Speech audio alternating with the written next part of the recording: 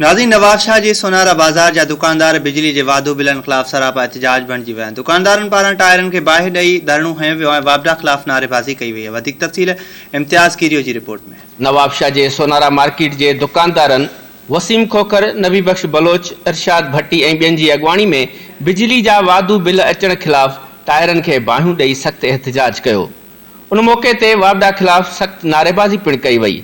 मुज़ाहिरीन धरती टीवी सां ॻाल्हाईंदे पंहिंजा वीचार कुछ हिन रीत वंडिया। जेको बिजली जा बिल जेके असांखे मोकिलिया विया आहिनि, जेके बिजली जा बिल असांजा 4000 जा हूंदा त उहे हींअर 9000 जंहिंजे 9000 उन 18000 एतिरे क़दुरु जेको नंढड़ो जेको दुकानदार आहे जंहिंजो 2000 रुपया बिल हो उनजो 5000 बिल। हे किथां जो कानून आहे, कहिड़ो कानून आहे? साईं जन खे अर्ज़ु कंदासीं, हुक्मरान खे अर्ज़ु कंदासीं, बराए महिरबानी ये टैक्स ख़तमु कया वेंदा। जे न ख़तमु कया वेंदा त इन एहतजाज जो दायरो असां वधाए वेंदासीं। लाइट त 20 कलाक आई कोन, 4 कलाक 5 कलाक लाइट आहे कोन, बिल साॻिया उहे 20,000 18,000 बिल था अचनि। हाँ, बिल ॾिसी सघो था। बिल लाइट कान्हे, सुबुह 5 बजे खां लाइट कान्हे का। हिकिड़ो त कारोबार न आहे, माण्हू बुख पिया मरनि, कारोबार ठप न आहे, ऐं ॿियो महांगाई एतिरी आहे, उनजे बावजूदि जेको आहे एतिरा टैक्स आया अथनि।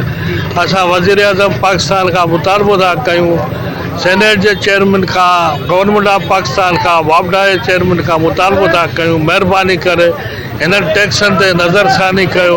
असां अपील था कयूं आसिफ अली ज़रदारी खे, बिलावल भुट्टो साहब खे त असांजे मसला हल कराए। इन्होंने जुल्म मचाया वापडालों ने एक, और एक सर आए दिन रोजाना फेस गिर जाता है, रोजाना। अभी भी कंप्लेन लिखवा के आ रहा हूँ।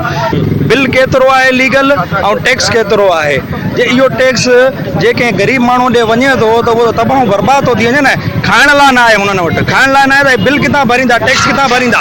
हिकु त बिल भरियूं था पिया, उन खां अलावा टैक्स जेके आहिनि सो तव्हां टैक्स ॾिसंदो त लीगल बिल जेको आहे मुंहिंजो लीगल बिल तक़रीबन 2500 रुपए जो आहे। 2500 रुपए जो बिल आहे। सॼो बिल टैक्स लॻाए 9,000 रुपए जो बिल कयो आहे हिननि। त इहो ज़ुल्म न आहे, नाजाइज़ी न आहे। कैमरा टीम सां गॾु इम्तियाज़ कीरियो, धरती टीवी, नवाब शाह।